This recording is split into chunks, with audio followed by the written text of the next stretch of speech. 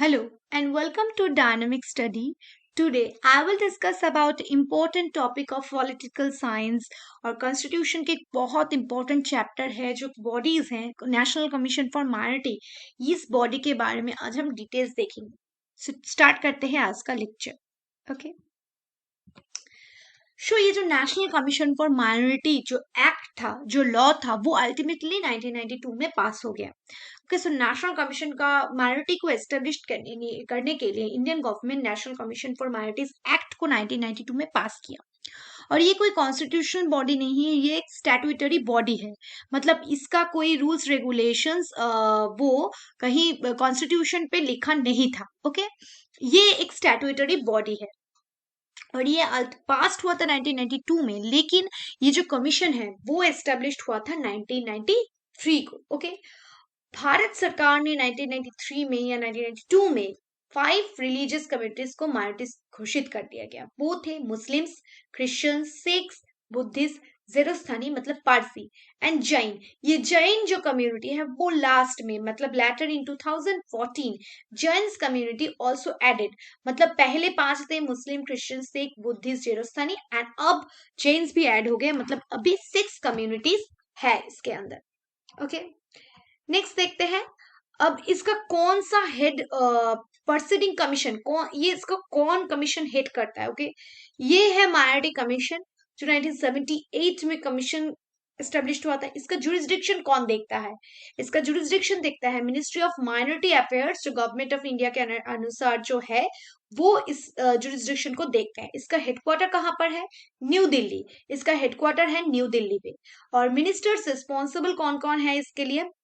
मुख्तार अब्बास नईवी वो अभी minority affairs ministers के रिस्पॉन्सिबल है जो इस माइनॉरिटी कमीशन को देखते हैं, ख्याल रखते हैं, इसका रूल्स रेगुलेशंस मेंटेन करते हैं, देखते हैं. ओके अब देखते हैं इस कमीशन का फंक्शन क्या है. This commission is following functions. कुछ फंक्शंस है. फर्स्ट क्या फंक्शन है? Evaluate the process of development of minorities under the union states. जो यूनियन देश के अंदर बड़े बड़े राज्य के अंदर और स्टेट्स मतलब यूनियन टेरिटोरीज और स्टेट्स के अंदर जो माइनॉरिटीज रहते हैं उनका जो डेवलपमेंट प्रोसीड्यूर उनको कैसा हो रहा है, उनका कितना उन्नति हुआ, कितना उनका प्रोग्रेस हुआ, ये सब इवेलुएट करना. नेक्स्ट है monitor the working of the safeguards provided in the constitution and in laws enacted by parliament and the state legislature. Okay monitor the working of the safeguards. जो उनका मतलब जो माइनॉरिटी लोग हैं उनको कैसे सेफगार्ड प्रोवाइड किया जाएगा, उसका वर्क जो सेफगार्ड किन किन सुविधा उनको दिया जाएगा वो सब मॉनिटर करना. और एक कॉन्स्टिट्यूशनल लॉ बनाना स्टेट लेजिस्लेचर्स में, राज्य विधानसभा या विधानसभा या यूनियन टेरिटोरीज के यहाँ पर कुछ लॉ रेगुलेशंस बनाना जिसके हिसाब से, या पार्लियामेंट में कुछ लॉ रेगुलेशन बनाना जिसके हिसाब से माइनॉरिटीज को कुछ सेफगार्ड्स मिले. नेक्स्ट है make recommendation for the effective implementation of safeguards for the protection of the interest of minorities bye the central government और द स्टेट गवर्नमेंट. कुछ रिकमेंडेशंस बताना जिससे कि प्रोटेक्शन ऑफ द माइनॉरिटी जो है, माइनॉरिटी कमीशन माइनॉरिटीज हैं जो देश के अंदर सेंट्रल गवर्नमेंट और स्टेट गवर्नमेंट के अंदर, उनको अच्छी तरह से उनको इम्प्लीमेंटेशन सेफगार्ड्स जो है बनाया, जो हमने प्रोटेक्शन स्कीम्स या प्रोटेक्शन फैसिलिटीज जो हमने दिए हैं उनको अच्छी तरह से इम्प्लीमेंट करना और उनके लिए इफेक्टिव इम्प्लीमेंटेशन प्रोवाइड करना. मेक रिकमेंडेशन, उनको रिकमेंडेशन प्रोवाइड करना कि किस तरीके से हम माइनॉरिटी अफेयर्स को प्रोवाइड कर सकते हैं, कि किस तरीके से हम माइनॉरिटीज को सुविधाएं प्रोवाइड कर सकते हैं. ओके नेक्स्ट है case studies to be undertaken into the problems assessing out of any discrimination against minorities and recommended measures for this removal. उनके जो माइनॉरिटीज हैं उनका क्या प्रॉब्लम है, क्या प्रॉब्लम आ रहे हैं, उनको किस तरीके से डिस्क्रिमिनेट किया जा रहा है और उनको कैसे हटाया जाए, उनके हिसाब से माइनॉरिटीज को पूरा केस स्टडी करना और कुछ रिकमेंडेशन मेजर्स देना और जो प्रॉब्लम्स है उसे रिमूव करना. नेक्स्ट है conduct studies research analysis on the issue relating to socio-economic and educational development of minorities. जो minorities समाज में है उनका सोशो इकोनॉमिक कैसा परिस्थिति है, एजुकेशन कैसा है, उसका डेवलप करना और उसके लिए कैसे डेवलप करेंगे उसके लिए हमें रिसर्च और स्टडीज इन डेप्थ स्टडी करना होगा. सो ये सब करता है माइनॉरिटी कमीशन. नेक्स्ट है suggest appropriate measures in respect of any minority to be undertaken by the central government और the state government. Central government और स्टेट गवर्नमेंट को बताता है कि इन चीजों में आपको ख्याल रखना हो, कुछ अप्रोप्रिएट मेजर्स के बारे में बताता है कि माइनॉरिटीज को कि आप ये सारे मेजर्स लीजिए जिससे कि माइनॉरिटीज का और डेवलपमेंट हो सके। नेक्स्ट है make periodical or special reports to the central government on any matter pertaining to minorities and in particular the difficulties confronted by them। Okay so जो सेंट्रल गवर्नमेंट के जो सेंट्रल गवर्नमेंट को कुछ special reports देना किस related minorities को क्या problem हो रही है, क्या सॉल्यूशन है उसका, उसके हिसाब से कुछ डिफिकल्टीज जो आ रहे हैं माइनॉरिटीज को, सो उसके हिसाब से स्पेशल रिपोर्ट बनाकर बताना कि सेंट्रल गवर्नमेंट को कि कैसा डिफिकल्टी है उसे कैसे सॉल्व किया जाए। नेक्स्ट है any other matter which may be referred it by the central government. अगर सेंट्रल गवर्नमेंट ने माइनॉरिटी कमीशन को माइनॉरिटी रिलेटेड किसी भी प्रॉब्लम के बारे में पूछा कि कैसे इसे सॉल्व कर सकते हैं, ये सब भी बताता है माइनॉरिटी कमीशन। ओके ओके क्या क्या पावर है उनके पास। फर्स्ट है summoning and enforcing the attendance of any person from any part of India and examining him on oath। Okay उसे बुलाना, समनिंग मतलब बुलाना और एनफोर्स करना अटेंडेंस ऑफ एनी पर्सन, किसी भी व्यक्ति को भारत के किसी भी पार्ट पे है उसको ओथ लेने में हेल्प करना। ओके समन करना, बुलाना, बुलावा लाना। नेक्स्ट है recording the discovery and production of any document, requiring the discovery and production of any document, किसी भी डॉक्यूमेंट्स को डिस्कवर करना और उससे प्रोडक्शन करना, अगर जो जो जो डॉक्यूमेंट्स चाहिए उनको प्रोड्यूस करना। नेक्स्ट है रिसीविंग एविडेंस ऑन एफिडेविट, जो एविडेंस है उसे प्रोड्यूस करना। नेक्स्ट है रिक्वेस्टिंग एनी पब्लिक रिकॉर्ड और copy thereof from any court और ऑफिस, किसी भी कोर्ट या ऑफिस से पब्लिक रिकॉर्ड को पेश करना। नेक्स्ट है issuing commissions for the examination of witness and documents, issuing commissions, जो कमीशंस के जो issuing commissions for the examination of witness and document, जो डॉक्यूमेंट्स है, विटनेसेस है, उसको एग्जामिन करना, उसको देखना और उसे इशू करना। ओके ओके ये जो कमीशन है किन किन लोगों के द्वारा गठित होता है, बनता है किससे। एक चेयरपर्सन रहते हैं, एक वाइस चेयरपर्सन रहते हैं और 5 मेंबर्स रहते हैं जो नॉमिनेटेड होते हैं सेंट्रल गवर्नमेंट के द्वारा among eminence, ability, integrity, provided that 5 members including the chairperson shall be amongst the minority communities. ये जो चेयरपर्सन होंगे या वाइस चेयरपर्सन होंगे उनको माइनॉरिटी कम्युनिटी से बिलोंग करना होगा और वो लोग कुछ स्पेशल पावर है, वो एबिलिटी है उनके पास, इंटीग्रिटी, वो कुछ स्पेशल पावर है होंगे ऐसे कुछ माइनॉरिटीज। ओके